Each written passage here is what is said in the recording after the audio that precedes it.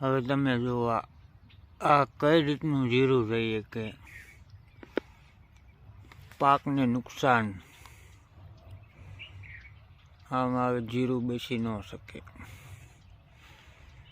સાંજે વરસાદ, અત્યારે ઝાકર, અત્યારે સાંટા ચાલુ. જીરાની બહુ માઠી અસર. ખેડૂતોને રાતા પાણી રોવાનો વારો.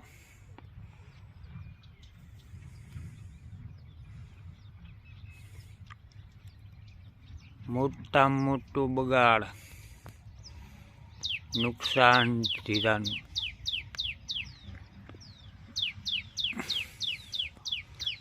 જીરાને નુકસાન પૂરેપૂરું.